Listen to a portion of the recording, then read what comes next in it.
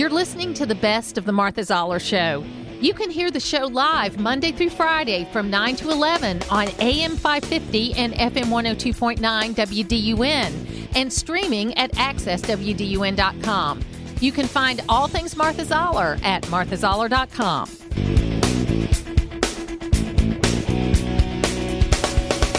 Welcome back to the Martha Zoller Show. It is great to be here today and talk to Senator Jon Ossoff in person. How are you? Martha, thank you so much for having me. Great to see you. So tell us why you were in Gainesville on Tuesday. Had very productive meetings today at UGA and at the Poultry Diagnostics Laboratory here in Gainesville, all part of a push I'm launching to support poultry in Georgia. It's one of the most amazing attributes of our state, our incredible agricultural productivity.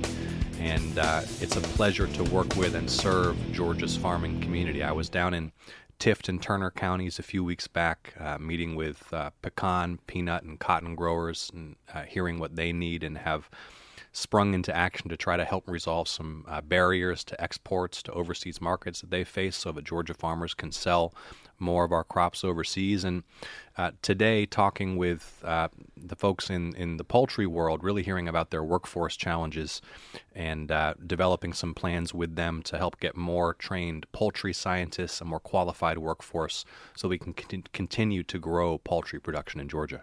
Well, we really feed the world, right? I mean, it's the number one meat now that people like to eat, and it's something that is really important not only to this economy here in Gainesville, but throughout the world. It is. I mean, food supply is not something that we can take for granted. Food security is a national security issue, and Georgia feeds not just the rest of the country, but the whole world. And through the Port of Savannah, we export broilers, we export crop yields that travel the entire globe and feed the entire world, and that supports a lot of jobs, investment, and wealth creation, and hard work here in the state. So you have been very busy, and we've got several things to talk about. But just this afternoon, there was a press release about an initiative you had with Senator Tim Scott that is out there related to FEMA payouts to Black families. Tell us about that. As you know, Martha, I try to work across the aisle as much as possible. And Senator Scott, my Republican colleague in South Carolina, has been a great partner. We teamed up because what we learned was that the way that FEMA processed claims for disaster relief after, for example, a hurricane, had a disproportionately negative impact on those who had inherited property but didn't have clear title to it. And what we see in the South is that tends to be Black property owners who own what's called heirs property. And so we launched a bipartisan inquiry with FEMA, asking them to revise some of their practices so that those property owners, predominantly Black property owners, but anybody who owns property they've inherited that may not have clear title, can still get the disaster relief they need in the aftermath of a major disaster. FEMA acted on our inquiry, acted on our request, reformed their practices, and that has significantly enhanced their ability to get relief targeted to those who need it immediately after a storm or a fire or a tornado or another major disaster. Now, you always also worked very closely with Senator Lindsey Graham on an initiative related to Israel. So do we see something in your future in South Carolina? Yes, Tell us about that. I've built very strong working relationships with both of the South Carolina senators, Senator Scott and Senator Graham. I've also got a great working relationship with Senator Tillis just over the line in North Carolina. Lindsey Graham and I have worked together on bipartisan efforts to strengthen the U.S.-Israel alliance and to protect U.S. national security interests, and I look forward to those continuing collaborations. Now, we've talked several times about your work with veterans, and I know there's been progress in that area related to housing and other things. Tell us about that. Well, we made a huge breakthrough in Congress in the last few weeks with this Bipartisan PACT Act.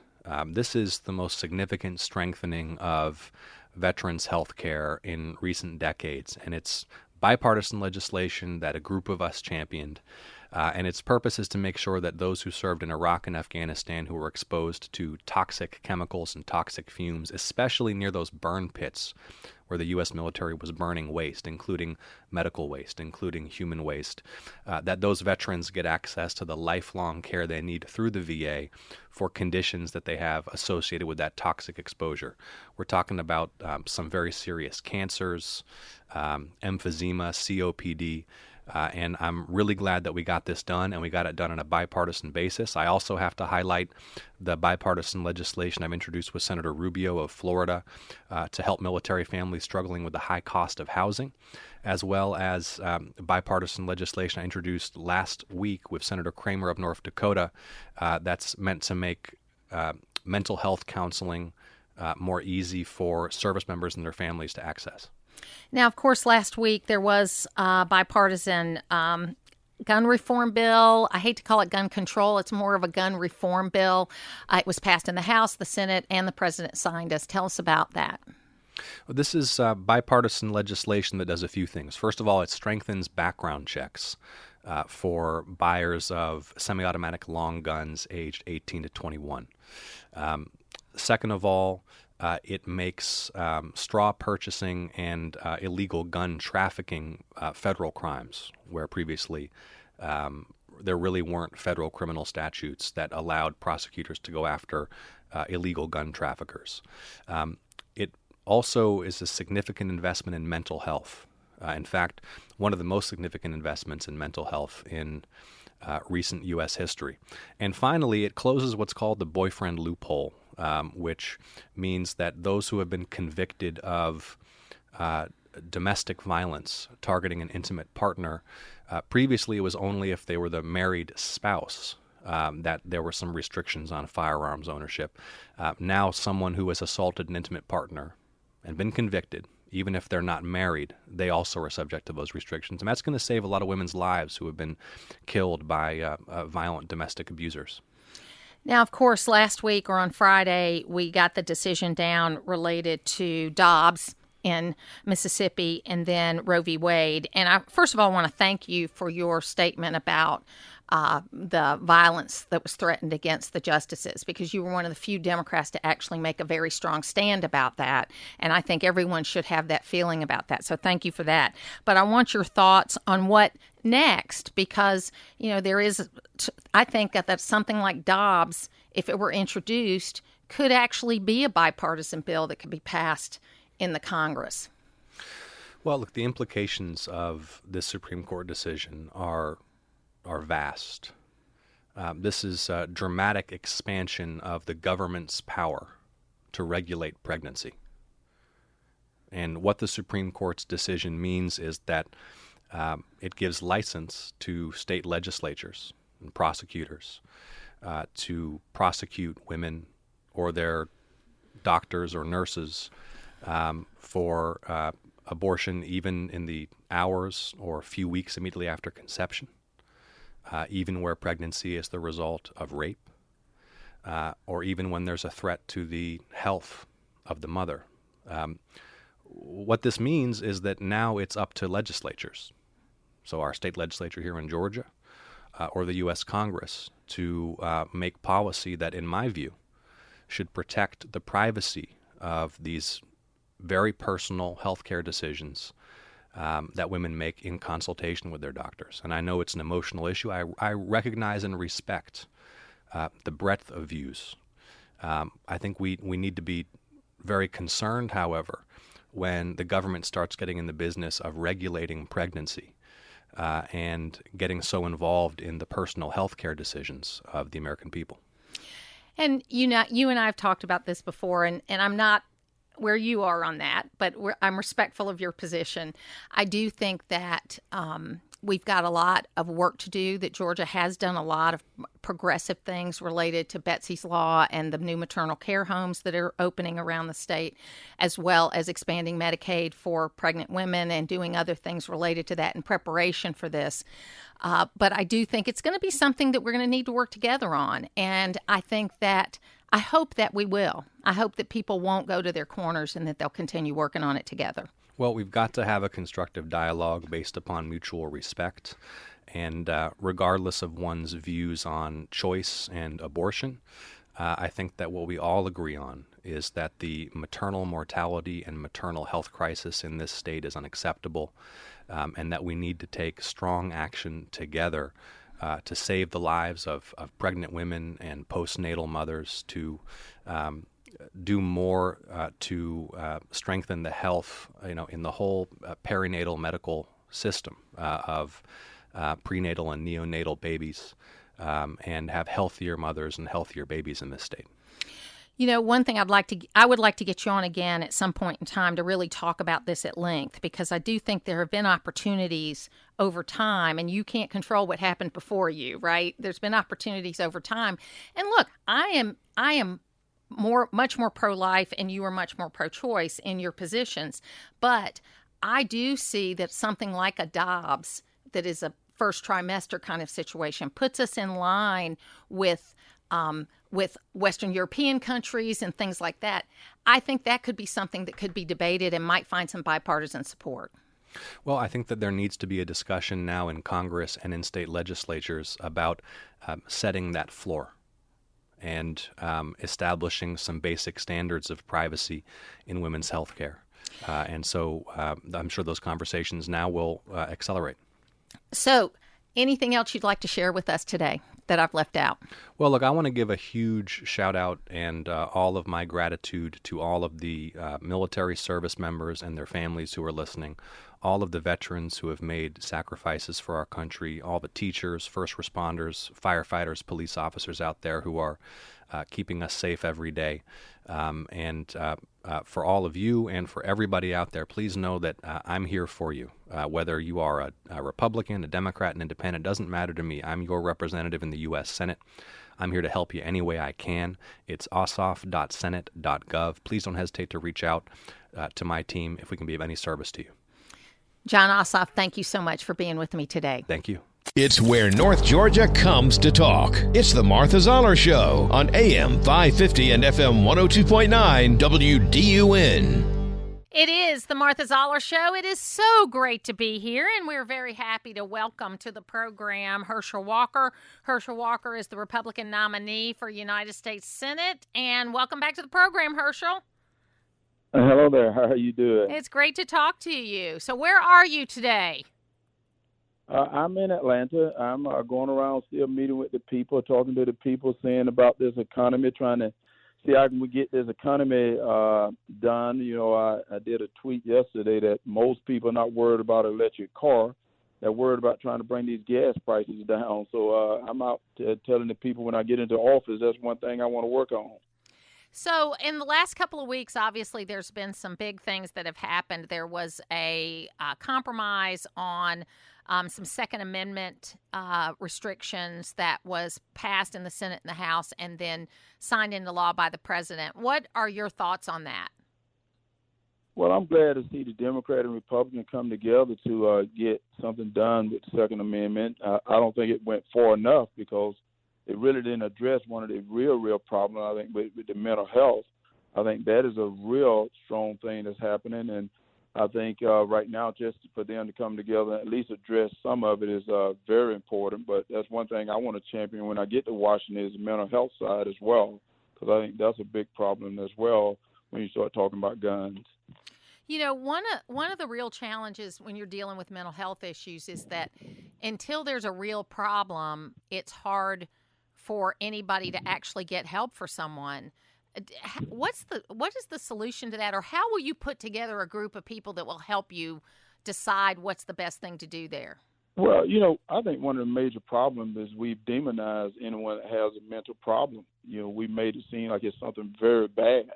You've seen so many TV shows that they put you down when you have a mental health problem, but that's something that I've been addressing for the last couple of years, that it's just like any other problem. And I think most families in America have someone that may have suffered from some type of mental illness, that not something you run from. It's something that we have to embrace and know that it exists.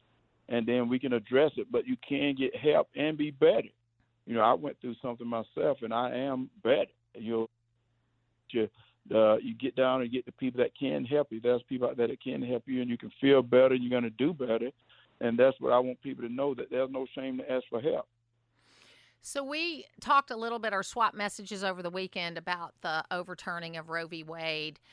Tell us what your thoughts were when you heard that, and then what you'll do in the United States Senate to help make sure that this continues. Well, I think one of the things I was very proud to see what the Supreme Court did. They sent it back to the people, back to the states where it should have been, because it's not really in the Constitution.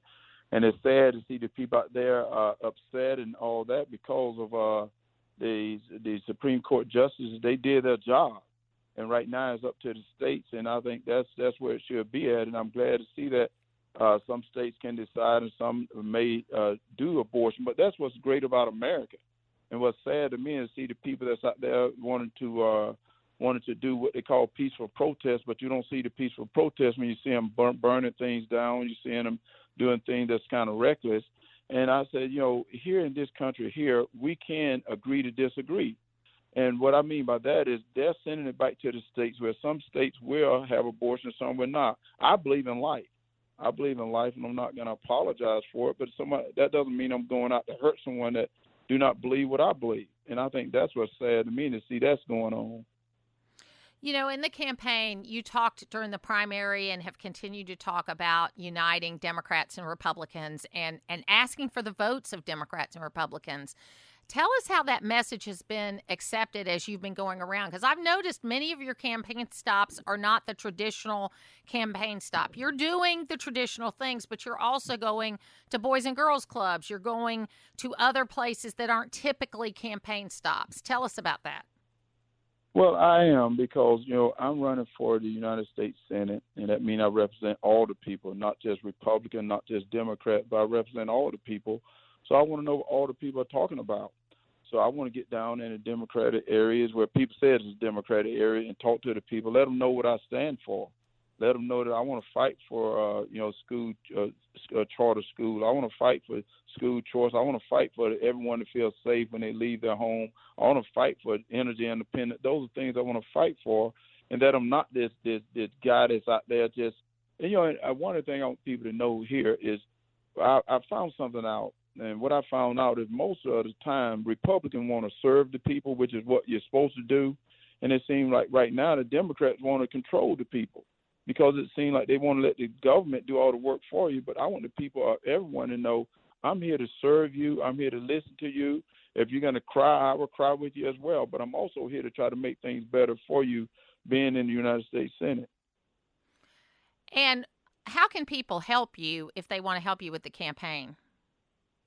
Well, what they can do, they can go to teamherschel.com, and I love for them to volunteer and get out and vote and let people know what I stand for and tell people about me. And also I love people to contribute to the campaign. There's no doubt they're raising a lot of money to try to keep that seat. And they've spent almost $18 million already trying to defame me, trying to make me look bad. And I don't think it has moved the needle that much. Right now we're still tied, or he's ahead of me by 1 or 2. But come November, I'm going to win this seat, and the way we can do it, we got to do it together. He may be a good man, but I think everybody see these policies he's released on Georgia and on this country is absolutely terrible. So people go to teamherschel.com and contribute, or even volunteer to come and help.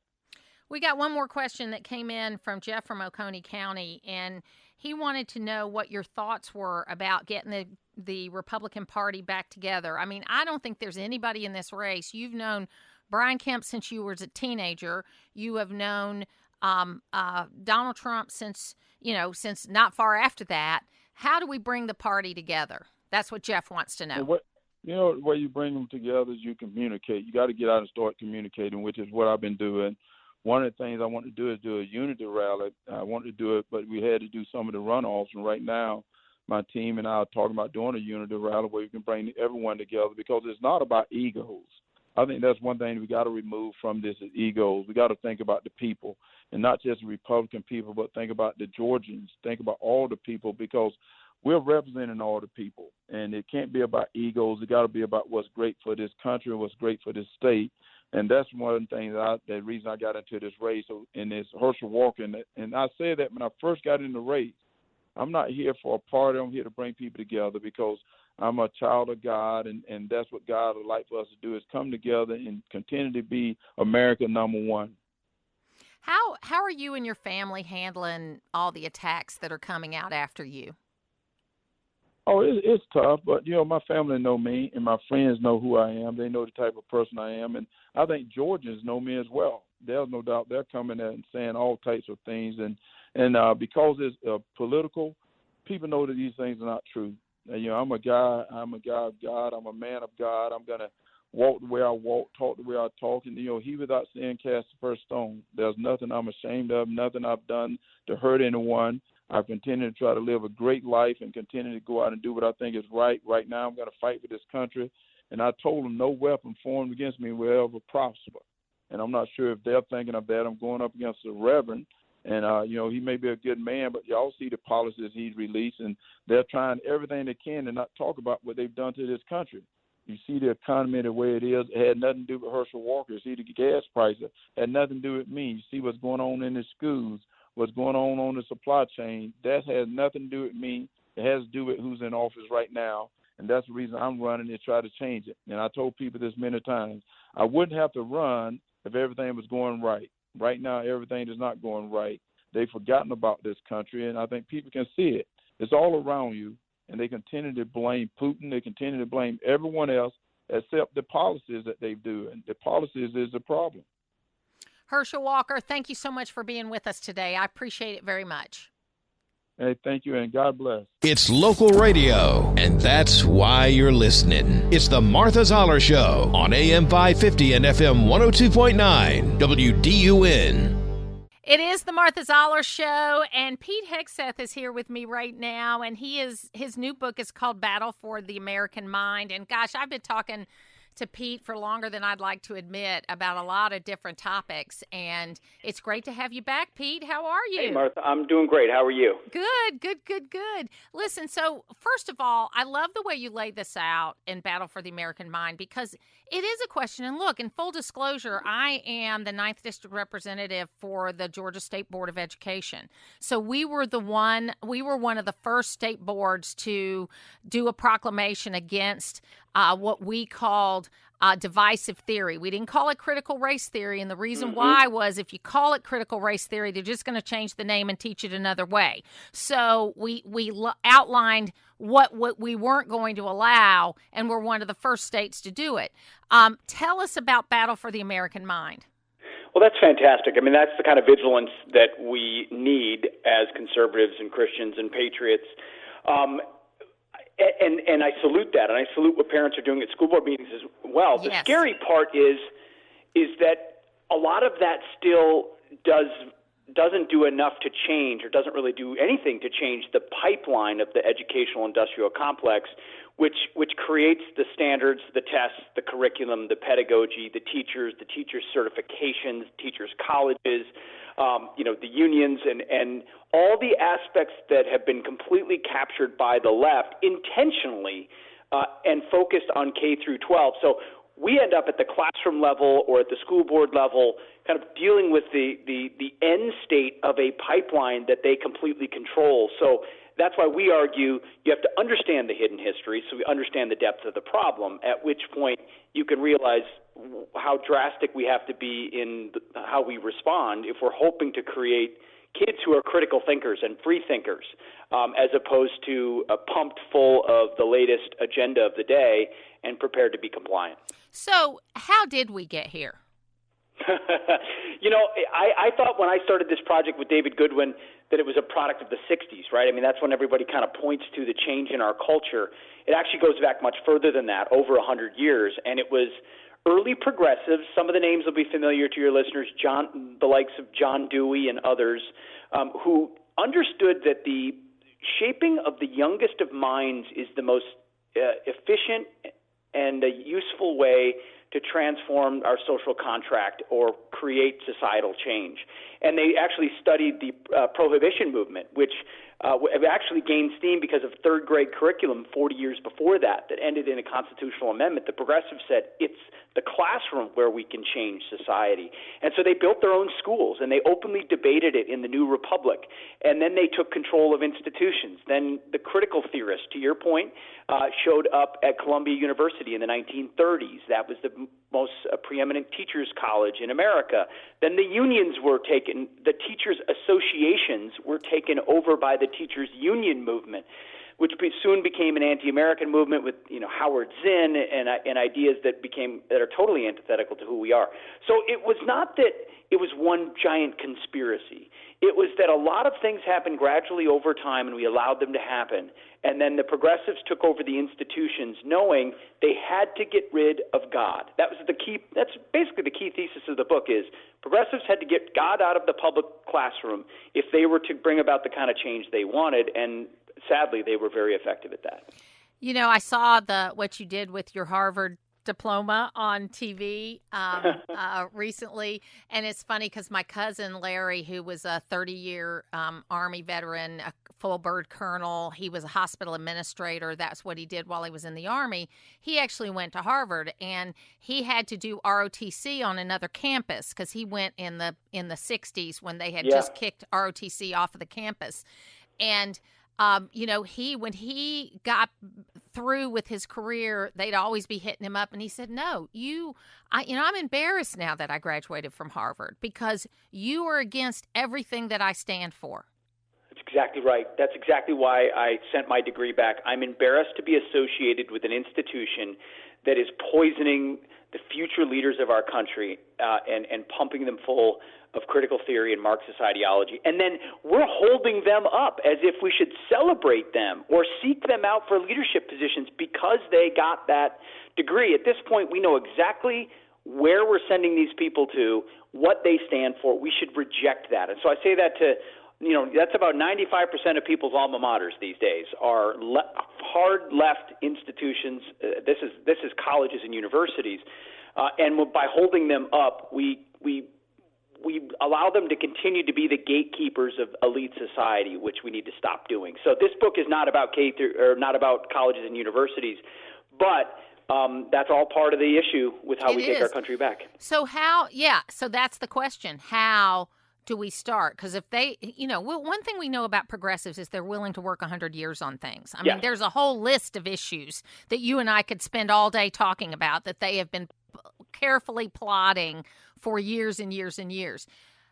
How do we start this? I think we've started, but where do we go from here? We have started. You're exactly right. I call it an educational insurgency. It has begun. The first step to recovery in any process of recovery is admitting the depth of your problem. So we have to stop lying to ourselves that it's not my school, my state's okay. These things are, yes, in some places it's better or worse than others, but ultimately the entire pipeline of education has been infected by progressives. So admit that. Then I think the argument I make is that we should be pushing for tactical retreat at this point. I think we should pull our kids out of government schools and public schools, if possible, find an alternative way for educating them. I'm a big fan of classical Christian education. There are a lot more ways to get access to it than people think. It's a lot more affordable than people think. There are other private options, homeschooling options, co-op options, online curriculum options. I don't want to spend my evenings protesting at the school board of my local schools, trying to stop them from indoctrinating my kids and trying to deprogram them at dinner on Sunday morning. So I actually think the institution is more or less gone in our public schools. We retreat temporarily to fortify our own institutions that create free thinkers. And then eventually you get to something like universal school choice, which I saw what Arizona did there, and it's fantastic. Like, we need to break the grip of the monopoly of government schools. So the book lays out in about 3 chapters what this solution looks like. And it does call for some pretty dramatic things, life change choices that people have to make. We just have to stop pretending it's not our school or it won't be our kid. It's happening in almost every single public school across America to varying degrees, and whether they admit it or not, whether they tell the school board they're doing it or not. The incentives of the unions and the pipelines is to go with the progressive narrative, and we have to We have to return to a form of education that our founders got 250 years ago, which was not an accident and a product of Western Christian civilization that understood the great books in Greek and Latin and biblical history. That's what got us here, and we shouldn't give up on that today. Yeah, I mean, you're so right about that. And my children are grown now. They're between 30 and 40 years old, and I have 6 grandchildren. And 2 of my grandchildren are in school already. One's in 2nd grade and one's in kindergarten. And my 2nd grader, I've already seen it. And my kids have had to, they call us up. It's so funny because of what I do. My son saw this project that James got sent home with, and he said, we got to call Mom about this because she's gonna have something to say about this. And so they called me about the project, and I said, no, I don't think you're out of line at all. This is not something that a 2nd grader should be doing, and it's anti-American. And so they stood up to the teacher, and they were able to get, a different project. But you're right that it's one of those things that made them think, maybe we need to go to private school. Maybe we need to be doing something different. I mean, it's a sad and unfortunate reality because I went to public school. My parents were public. Too. My dad was a public school teacher. I assumed until about 3-4 years ago my kids would go to public school. So I'm not coming at this as some radical, anti-public school person. You just have to have your eyes wide open to what's happening. And the progressives wrote 100 years ago. They wrote this down. They said, what chance do theists or Christians have with their 1 hour on Sunday to defeat our 40 hours of secular training in the classroom? They already knew it then. Now it went from bias to agenda. Now it's sheer indoctrination, and it's anti-American and anti-faith. If you care about those things, you cannot afford to send your kid to 40 hours of Democrat camp. Your most precious resource, your kids and your grandkids, find an alternative. I love classical Christian education. I think it's the best form. I finally got all my kids in it, and it was like a ticking clock until I did. Why would I not want, not the most elite, not the most expensive, not the most fancy, a lot of them are small, basic, but they get a reservoir of knowledge that I know I never got. And I didn't, I'm grateful for my education, but when I look back on it, I realize how little I was taught about actual deep ideas and the ability to think critically. So we've got a chance now that we're awake to the woke deal. Well, and to make choices. I'm a little older than you are, and I came through a time where we still did learn about critical thinking, and that is so important. And that's the thing that we try to do with my kids and grandkids. But you're absolutely right. It's one of those things that chip away at you. It's where you don't even notice it. And then you turn around and you look and you go, what the hell happened? And at that point, you're catching up. You're trying to get, you're trying to catch up. Because even in my household where, I'm very verbal about what I believe, obviously my husband is very strong in that way too. But even in my house, we've had to reclaim our kids after college. It's like, Absolutely. If I had $1 for every person that came up to me and said, I sent a Christian patriot to college and they came back a Bernie supporter, I'd be a rich man. But here's the crazy part. The progressives knew that was not a very efficient way to change kids' minds. And so now it's actually, they show up to college already indoctrinated. Yes. That's the scary part. And think of the authority that teachers have in the minds of a 10-year-old or a 13-year-old. I mean, if a teacher says it, it's almost gospel. And we can't expect our kids to be able to thread the needle just by talking to them at night of, ignore that or don't do that project. You're blade running. Well, and I think the other part is we've got to get back to encouraging the best and brightest of being teachers. And this is no knock on teachers, okay, because teachers have been asked to do a lot. But what happened when, quite frankly, women like me entered the workforce when we did 40 years ago, that it used to be the only path for us was to be a nurse or a teacher, okay? And now women can do anything they want. Not that only women should be teachers, but it is 87% of the population that decides to be teachers. And we need to have people look at teaching as a viable option within our own thought process. And I think that's important. Wonderfully said. I agree. Thank you. Pete Hegseth.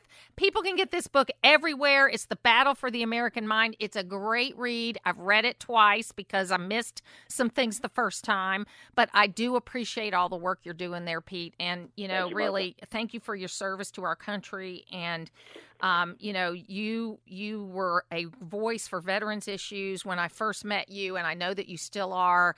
My dad was a POW in World War II, and we talked about that many times. I'm actually going to France in 2024 for the 80th anniversary of the town that he in his unit liberated right before they were captured. So they're having a big parade, and they've invited all the children and grandchildren of these men that were part of that unit to go. So I'm very excited about that. Wow, that's awesome. No, we're still fighting on that front, too, and I'm grateful for everything they've done, of course.